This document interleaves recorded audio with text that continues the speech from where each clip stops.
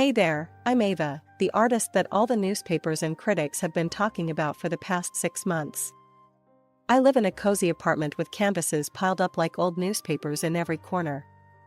Today, I'm dragging my feet at another one of those art exhibitions where people with more money than sense pretend to understand art. But that's where the cash flows from, and I need that to keep doing what I love. I'm setting up my corner, hanging my pieces, when this guy walks in. Looks sharp, suit and all, and he's scanning the room like he's shopping for more than just art. I peg him for another rich snob at first.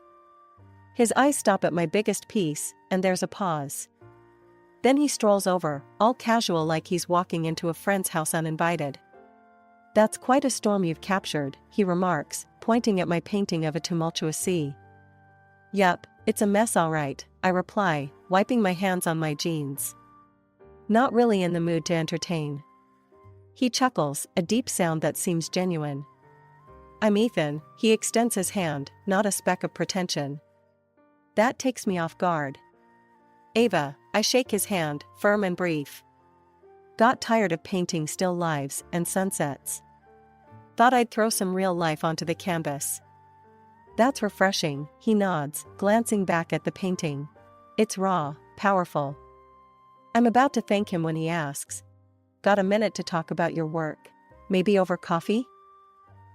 Coffee turns into sitting at this overpriced cafe across the street, Ethan sipping his fancy espresso while I stick to plain black coffee.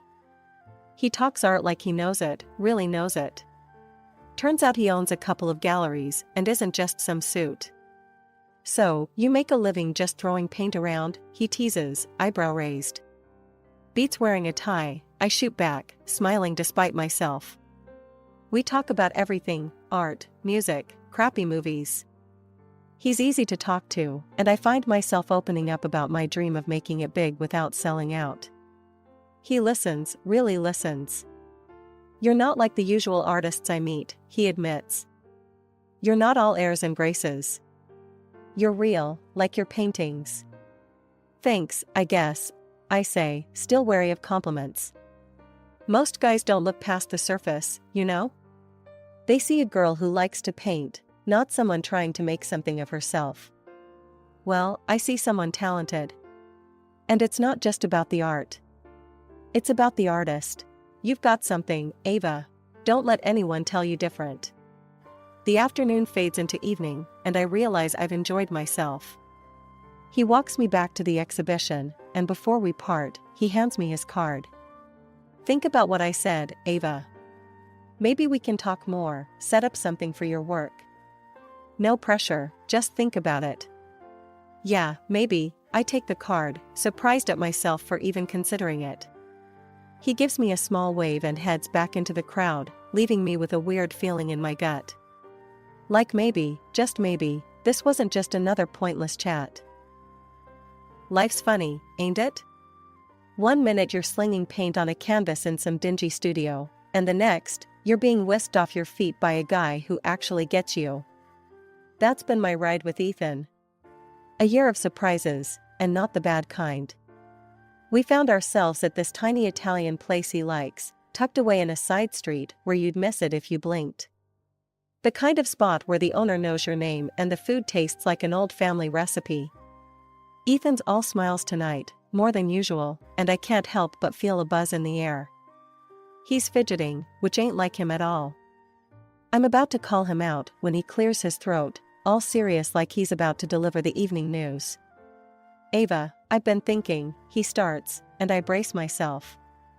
Thinking can lead anywhere with Ethan. "Yeah? About what?"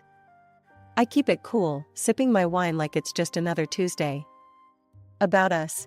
About this thing we've got going." He pauses, searching my face for clues. I ain't giving anything away just yet. I lean in, eyebrows up. "And?" He takes a deep breath, and then he's down on one knee, right there between the antipasto and the cannoli. I almost spit my wine out.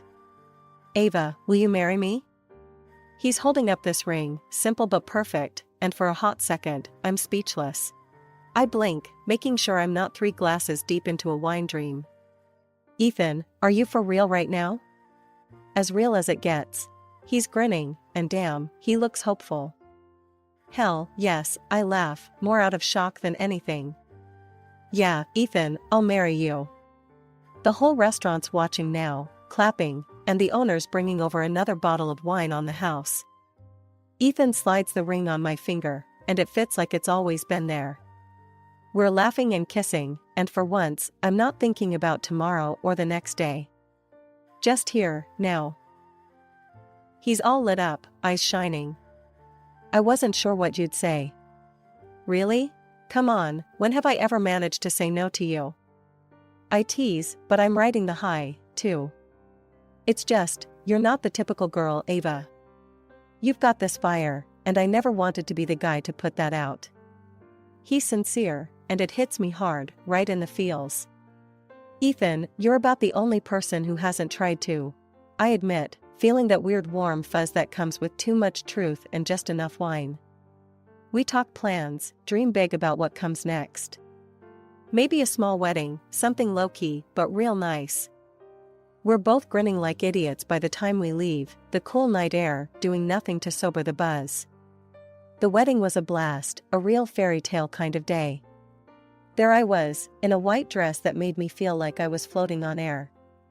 Even Jane, my agent and old pal, was all teary-eyed, telling me how she was kindly jealous and throwing around big smiles.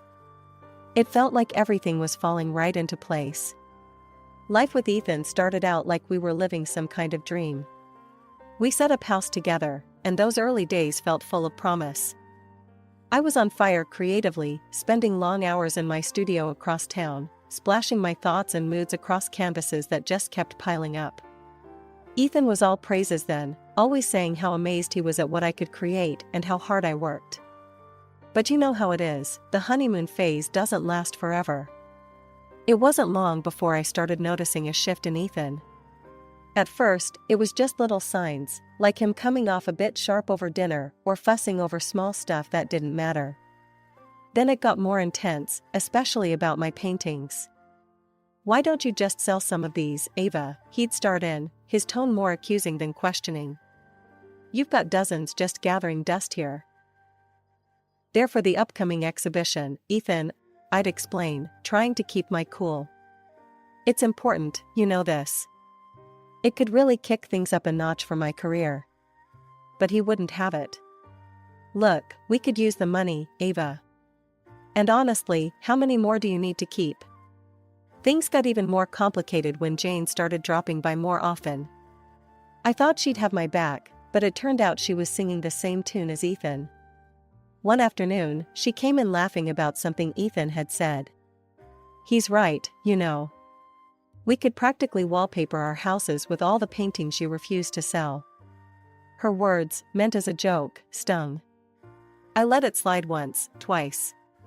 But when it became their little running gag, I couldn't hold back any longer. One day, I pulled Jane aside after Ethan had cracked another one of those jokes at my expense, laughing like it was the funniest thing he'd ever heard. Jane, we need to talk, I said, my voice low but firm. I'm not okay with the jokes.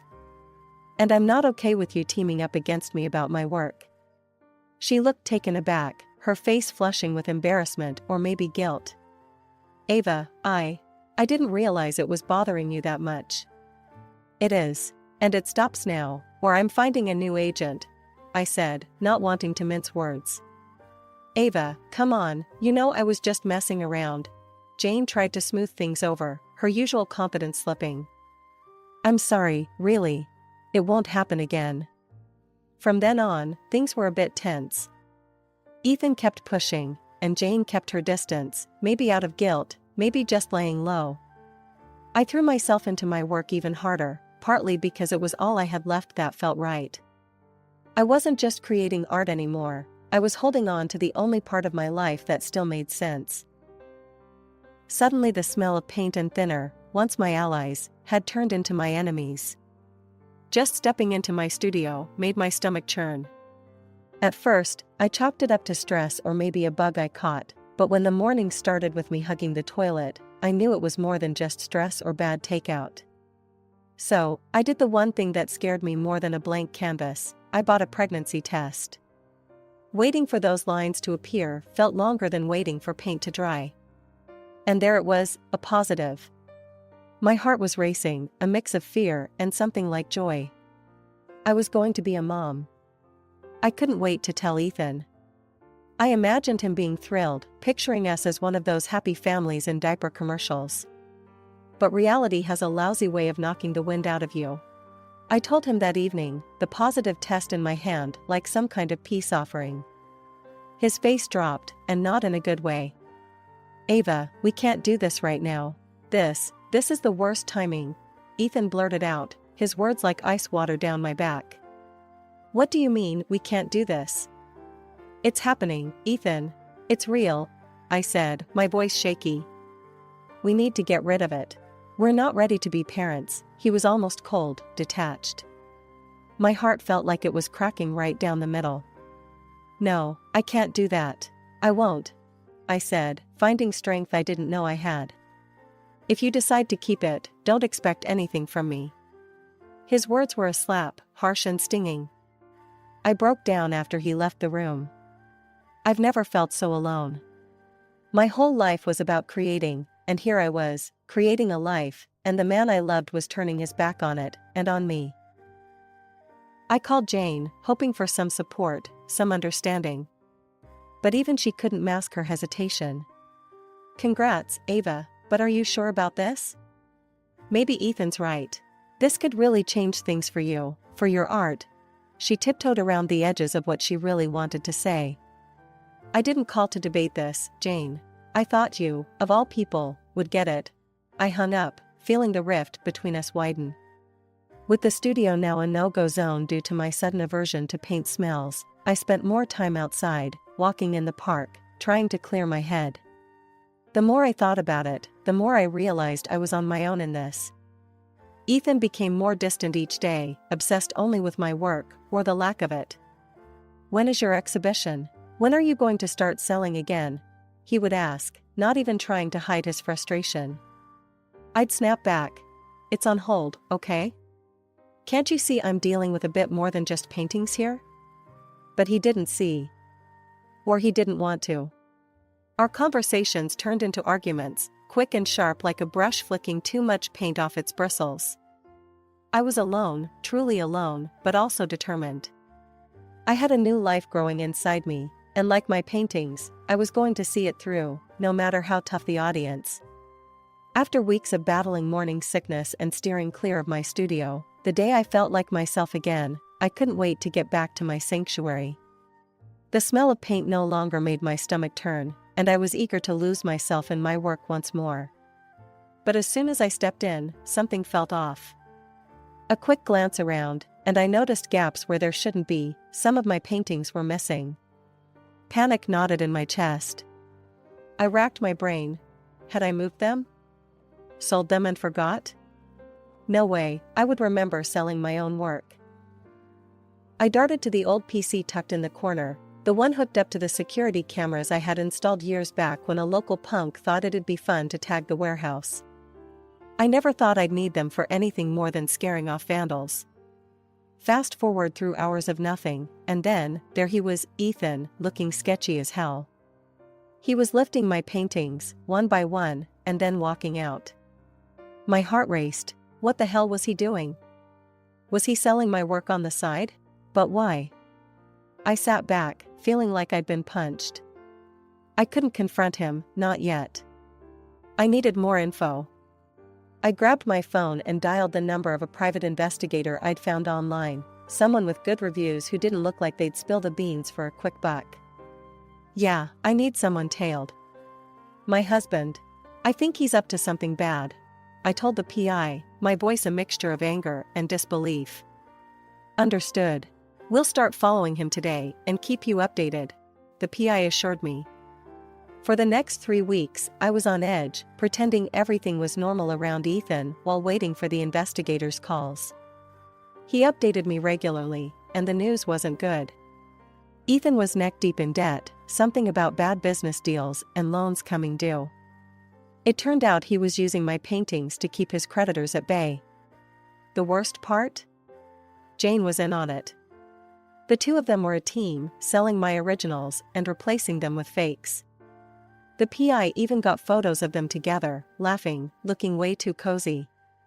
My friend and my husband, stabbing me in the back while smiling to my face.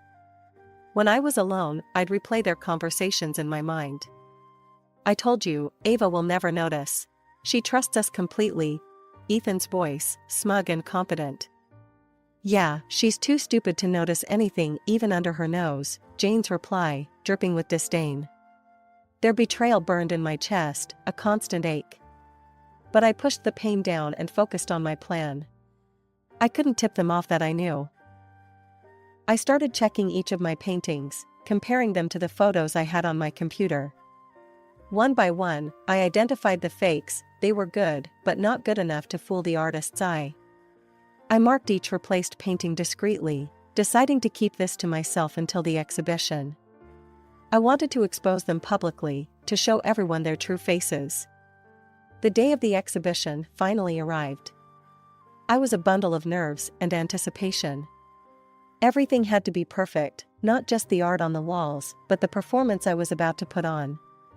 Dressed elegantly, accentuating my now noticeable pregnancy, I felt powerful, like a storm ready to break. The gallery was buzzing with guests when I arrived. Reporters, art critics, potential buyers, and everyday art lovers filled the space. Ethan and Jane were there too, mingling, laughing, looking like the picture of innocence. They had no idea what was coming. I took the podium, my hands steady, despite the turmoil inside. Thank you, everyone, for being here today, I began, my voice clear and confident. This exhibition was a labor of love, which, given recent personal challenges, was not easy to prepare. I am grateful for all the inspiration from my fans and the support from the community. The room filled with applause, and I nodded, acknowledging the support. But as the clapping died down, I continued. However, I must disclose something important before we proceed. A hush fell over the room. Cameras raised in anticipation, recording every second. I apologize, but many of my paintings here are fakes. Gasps echoed through the hall, and murmurs swirled like a gust of wind picking up leaves. The person responsible for this betrayal is someone I trusted deeply, my husband, Ethan, and his accomplice, my agent and supposed friend, Jane. The shock was palpable. Ethan's face drained of color, and Jane's eyes widened in panic. I have proof of their deceit. I signaled to the tech guy, and the screen behind me lit up, showing video footage from the workshop. There was Ethan, sneaking out with my original paintings, and then replacing them with fakes. The crowd erupted in whispers. I let them soak it in before I played the audio recordings, the nail in the coffin. Ethan's voice filled the room, mocking my ignorance and detailing their scheme to use my art to settle his debts. Jane's laughter, cruel and dismissive, followed. I was a fool, but not because I didn't know, I said into the mic, my voice firm. But because I trusted without question. That ends today. Reporters swarmed around Ethan and Jane, firing questions faster than bullets. They stumbled over their words, their excuses feeble and unsatisfying. As they tried to leave, the police entered, moving through the crowd and straight to them. They read their rights and cuffed them, all while cameras flashed and recorded every moment. The room erupted into applause, not just for the drama, but for the resilience I'd shown. I stood there, hand on my belly, feeling my daughter kick as if in approval.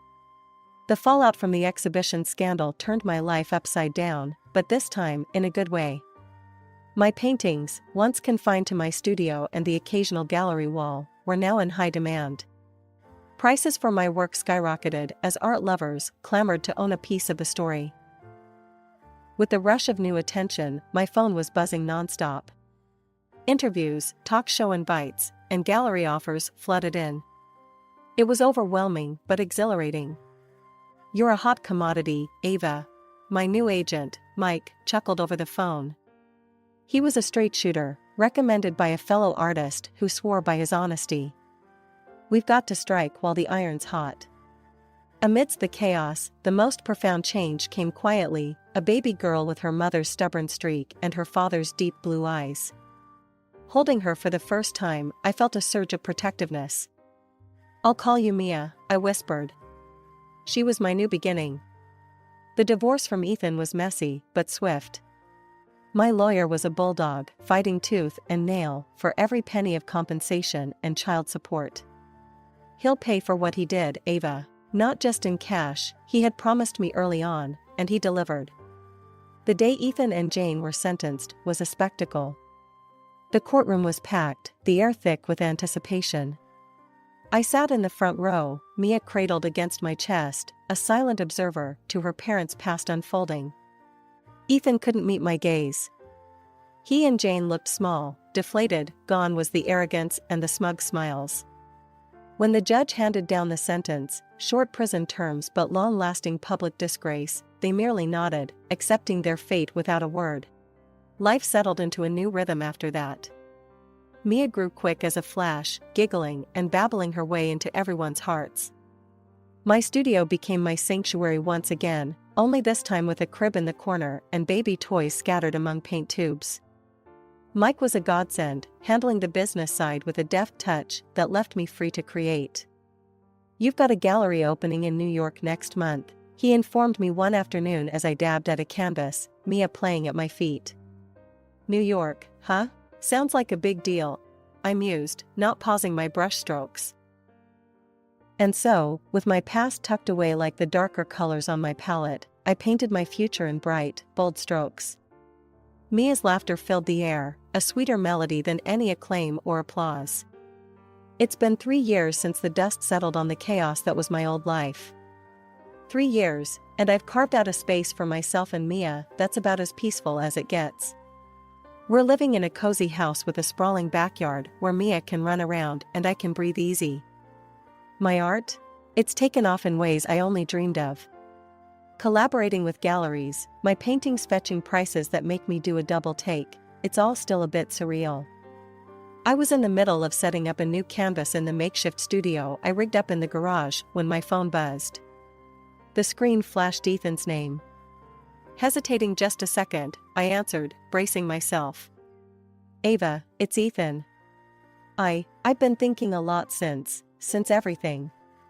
I'm out now, and I want to apologize, Ava. Truly. And I was hoping." "You're hoping what, Ethan? Hoping I've forgotten everything? Hoping I'd just let you waltz back into our lives?" I cut him off, not needing to hear the rest. No, it's not like that. I don't expect anything, Ava. I want to see Mia. I want to be a part of her life. I'm her father. I sighed, a heavy, tired sound. "You lost the right to call yourself that when you decided your debts were more important than your family." "I know I messed up, I do. I've changed, Ava. I have," he pleaded, his voice cracking a bit. "Good for you, Ethan. Really. But Mia's doing just fine without you. We both are. You're not part of this life anymore." I wasn't just throwing words, I meant every one of them. Can I at least send her something? For her birthday or Christmas?" His voice was smaller now, almost lost. "You can send it to Mike, my agent. He'll make sure it's appropriate before it gets to her. That's the best I can offer you." Another pause, then a quiet, "Okay. Thank you, Ava. Goodbye, Ethan." I hung up before he could say anything else, my hand shaking just a bit as I put the phone down. Mia came barreling into the studio then, all giggles and energy, her hair a mess from playing outside. "Mommy, look what I made." She held up a drawing, a swirl of colors that only a child's mind could dream up.